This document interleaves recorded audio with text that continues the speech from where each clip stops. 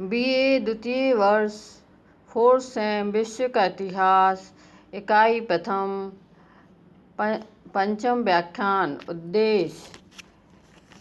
इसके अंतर्गत नेपोलियन के सुधार कार्यों का वर्णन करेंगे, जिसमें संविधान का निर्माण, प्रशासनिक सुधार, आर्थिक सुधार, शिक्षा संबंधी सुधार, कानून निर्माण, धार्मिक सुधार, सिविल कोड, कला और निर्माण का कार्य का अध्ययन करेंगे।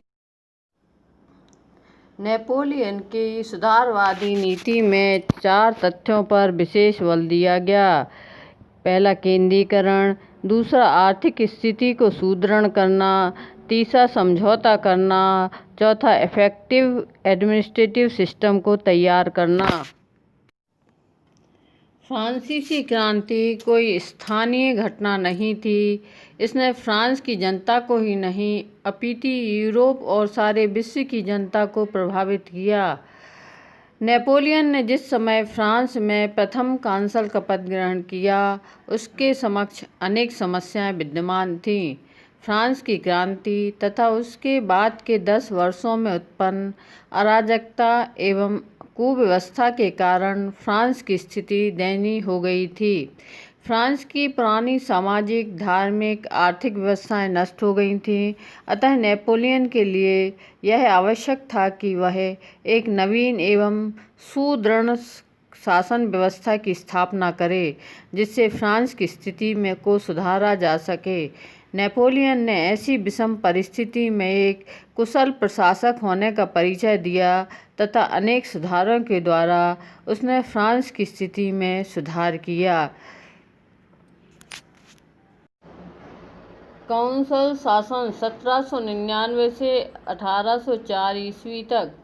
फ्रांस की क्रांति के 10 वर्षों में अव्यवस्था तथा अराजकता के कारण फ्रांस की आर्थिक स्थिति खराब हो गई थी। काउंसिल शासन के सामने कई समस्याएं एवं कार्य थे, जिनकी तरफ तुरंत ध्यान देना आवश्यक था। अतः काउंसिल शासन ने अपनी नीति के सर्वप्रथम 5 उद्देश्य बनाए। पहला, शासन के विभिन्न भागों में व्यवस्था स्थापित करना; दूसरा, देश के अंदर शांति लाना; तीसरा, यूरोपीय राष्ट्रों से सम्मानजनक संधि करना; चौथा, नवीन विधि संहिताएं तैयार करना; पांचवा, संविधान बनाना। इन उद्देश्यों की पूर्ति के लिए नेपोलियन ने अथक परिश्रम किया। नवीन संविधान 1799 यह क्रांति के बाद का चौथा संविधान था। उसने अपनी स्थिति को सुदृढ़ करने के लिए एक संविधान का निर्माण किया। इस संविधान द्वारा सीनेट ने कार्यपालिका की शक्तियां 3 निर्वाचित काउंसिलों में निहित कर दी, जिनकी कार्य अवधि 10 वर्ष रखी गई। प्रथम काउंसिल नेपोलियन, द्वितीय कम्बेसरी, तृतीय लेम्बून। राज्य की समस्त शक्तियां प्रथम काउंसिल को सौंप दी गईं। गणतंत्रात्मक शासन प्रणाली कायम रही, किंतु वास्तव में संपूर्ण शक्ति नेपोलियन के हाथों में रही। मताधिकार 30 वर्ष से ऊपर का रखा गया। नेपोलियन की सुधारवादी नीति में को बल दिया गया।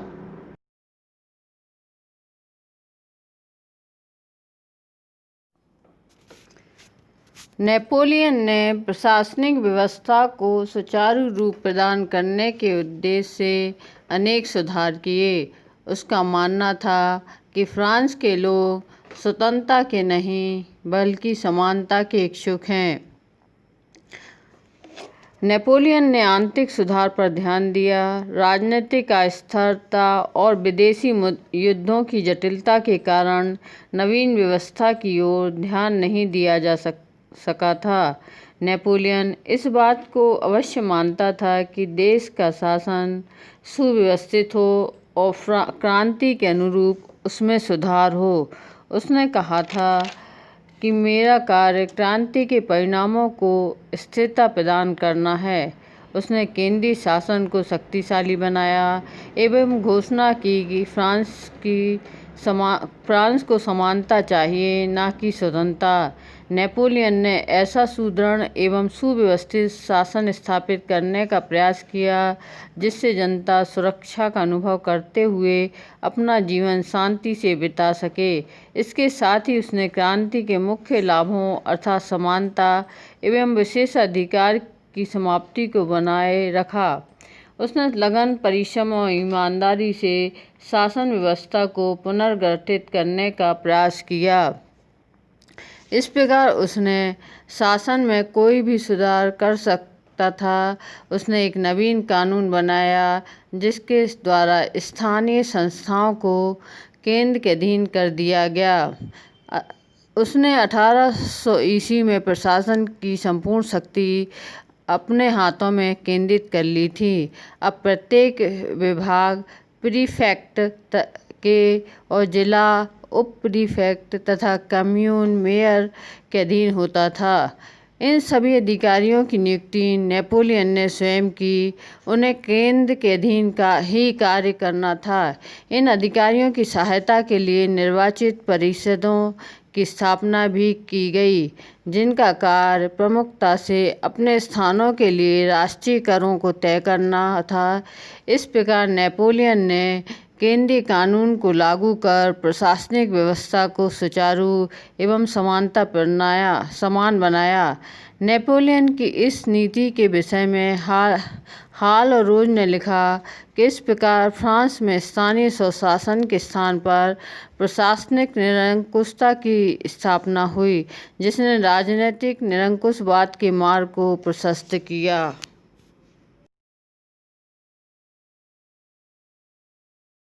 नेक्स्ट पॉइंट है आर्थिक सुधार। फ्रांस की आर्थिक स्थिति पूर्ववर्ती शासकों की गलत नीतियों की वजह से दयनीय हो चुकी थी। डायरेक्टी के शासन में भी फ्रांस की आर्थिक स्थिति में कोई सुधार नहीं हुआ। प्रथम काउंसिल बनने के बाद नेपोलियन ने इस ओर विशेष ध्यान दिया। उसने कर वसूल कार्य केंद्रीय सरकार को सौंप दिया। फ्रांस की साख को सुदृढ़ करने के उद्देश्य से बैंक ऑफ फ्रांस की स्थापना की और बैंक ऑफ फ्रांस के संगठन व कार्य प्रणाली को प्रसिद्ध बैंक शास्त्री परेगो से तैयार करवाया गया। 1803 में बैंक ऑफ फ्रांस को नोट छापने का कार्य भी दिया गया। नेपोलियन द्वारा बैंक ऑफ फ्रांस की स्थापना करना आर्थिक दृष्टि से अत्यधिक महत्वपूर्ण था। इसकी प्रशंसा हेजे ने करते हुए लिखा है कि नेपोलियन की वित्तीय पुनर्संगठन की सर्वप्रमुख सफलता बैंक ऑफ फ्रांस की स्थापना थी जो उसी समय से विश्व की सबसे सुदृढ़ वित्तीय संस्था रही। नेपोलियन ने फ्रांस के व्यय को भी कम किया अतः मितव्ययिता की नीति को अपनाया। अनावश्यक खर्चों पर प्रतिबंध लगा दिए गए। व्यापार एवं वाणिज्य के विकास के लिए भी नेपोलियन ने प्रयत्न किया। 1802 में चैम्बर ऑफ कॉमर्स की स्थापना की गई। नेपोलियन ने फ्रांस के सभी नागरिकों पर कर भी लगाया, भ्रष्ट अधिकारियों को दंडित किया। इस प्रकार नेपोलियन के निरंतर प्रयासों से फ्रांस की आर्थिक स्थिति आश्चर्य ढंग से सुधरती गई। हेजेन ने लिखा है कि महत्वाकांक्षी बोनापार्ट ने उद्योग तथा वाणिज्य की ओर विशेष ध्यान दिया, सड़कों पर सुधार किया, नहरें खोदी गईं, बंदरगाहों का उद्धार किया। देश की आर्थिक विकास इतनी तेजी से हुआ कि इंग्लैंड को भी चिंता होने लगी। इसके अतिरिक्त मुक्त व्यापार प्रणाली को अपनाया गया और बैंक से ऋण की व्यवस्था भी की गई।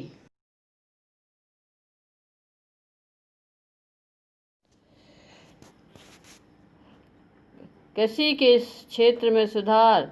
नेपोलियन ने क्रांति काल में सामंतों और चर्च की जो जमीन छीनकर किसानों में बांट दी गई थी वह उन्हीं के पास रहने दी। बंजर भूमि विकास किया गया और सिंचाई के उद्देश्य से नहरों की भी व्यवस्था की गई। नेक्स्ट पॉइंट है मुक्त व्यापार। नेपोलियन ने व्यापार के विकास के लिए आवागमन के साधनों की तरफ पर्याप्त ध्यान दिया। व्यापारियों तथा साहूकारों को व्यापार बढ़ाने के लिए प्रोत्साहन दिया। फ्रांसीसी व्यापारियों को नई मशीनों का अधिक से अधिक प्रयोग करने के लिए प्रोत्साहित किया। उद्योगों की वस्तुएं अधिक लोकप्रिय हो सकें, इसके लिए अनेक प्रदर्शनियों का आयोजन किया जाने लगा। उत्कृष्ट वस्तुएं बनाने वालों को सरकार की तरफ से प्रोत्साहित किया जाने लगा। स्वदेश की वस्तुओं के उत्पादन को प्रोत्साहित करने के लिए इंग्लैंड से आने वाले माल पर प्रतिबंध लगा दिया गया। अधीनस्थ देशों से सस्ते दामों पर कच्चा माल आयात करके बनी हुई वस्तुओं को महंगा निर्यात किया गया ताकि फ्रांस को आर्थिक लाभ हो सके। नेक्स्ट पॉइंट है सैन्य व्यवस्था। नेपोलियन ने सैन्य व्यवस्था में भी पर्याप्त सुधार किए। उसने सैन्य सेवा को अनिवार्य बना दिया। अनेक देशों में उन्हीं के खर्चों पर सेना रखकर फ्रांस की आर्थिक स्थिति को सुदृढ़ किया और सेना में शर्त प्रथा और सट्टेबाजी प्रथा को समाप्त कर दिया। शिक्षा में सुधार। नेपोलियन शिक्षा के महत्व को समझता था क्योंकि वह स्वयं भी उच्च शिक्षित था। नेपोलियन ने शिक्षा को चर्च के प्रभाव से मुक्त करके उस पर राजकीय नियंत्रण स्थापित किया। शिक्षा के राष्ट्रीय और धर्मनिरपेक्ष स्वरूप को स्वीकार करते हुए नेपोलियन ने शिक्षा में सुधार किए। नेपोलियन ने 1802 में शिक्षा को चर्च के हाथों से निकालकर राज्य के अधीन कर दिया। तत्पश्चात नेपोलियन ने शिक्षण संस्थाओं की स्थापना की जो कि 4 स्तरीय थी। पहला प्राइमरी स्कूल, जिसके अंतर्गत प्रत्येक कम्यून में प्राइमरी स्कूल खोले गए जिनका उत्तरदायित्व प्रीफेक्ट अथवा उप प्रीफेक्ट पर होता था।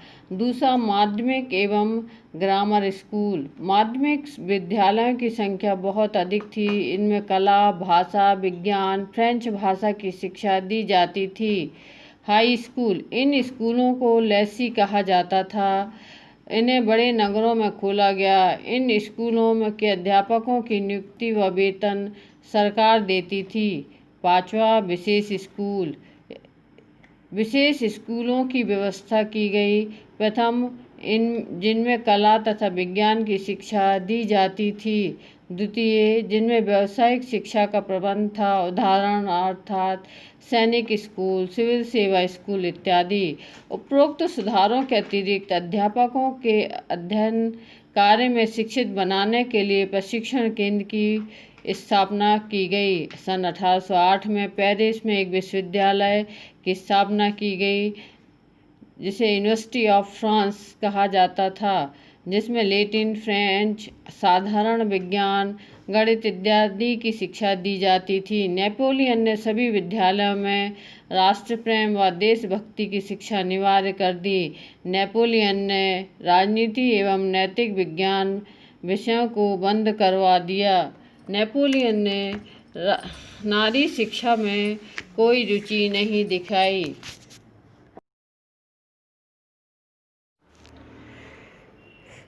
धार्मिक सुधार। फ्रांस की जनता चर्च की विरोधी थी। उसका मानना था कि चर्च के कार्य जनसाधारण का शोषण करना है। चर्च में सुधार करने की दृष्टि से पादरी विधान पारित किया गया, किंतु अधिकांश जनता इस विधान के विरोध में थी। प्रथम कांसल बनने के पश्चात नेपोलियन ने पोप से जुलाई 1801 ईस्वी में समझौता कर लिया। इस समझौते को कंकॉर्डेट कहा जाता है। हेजन ने लिखा है कि उसका विचार था कि धर्म की बागडोर भी शासक के हाथों में ही होनी चाहिए। एक बार उसने कहा था, बिना उसके शासन करना असंभव है, इसलिए उसने पोप के साथ संधि कर ली। उसका कहना था कि यदि पोप पहले से न होता तो इस अवसर के लिए मुझे पोप बनना पड़ता।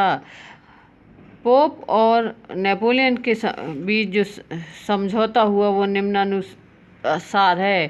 पोप ने चर्च की जब्त की गई संपत्ति तथा भूमि पर से अपना अधिकार त्याग दिया। शिक्षा संस्थाओं पर राज्य का नियंत्रण स्वीकार किया। राज्य की आज्ञा के बिना कोई पादी देश से बाहर आ जा नहीं सकता था। बिशप परस्पर अथवा पोप से पत्र व्यवहार नहीं कर सकते थे। पादरियों को राज्य के प्रति भक्ति की शपथ लेना आवश्यक थी। देश के सभी गिरजाघरों पर राज्य का अधिकार हो गया। क्रांति के समय गिरफ्तार सभी पादरियों को मुक्त कर दिया गया तथा देश छोड़कर भागे हुए पादरियों को पुनः फ्रांस लौटने की अनुमति दे दी गई। कैथोलिक चर्च को राजधर्म स्वीकार कर लिया गया।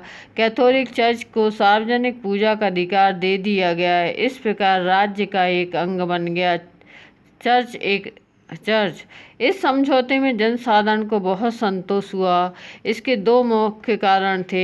एक तो लोगों को अपने धर्म पर निर्विघ्न आचरण करने का अधिकार मिल गया और दूसरा, क्रांति के दिनों में चर्च से जो जमीन उन्होंने खरीद ली थी उस पर उनका विधिवत अधिकार हो गया।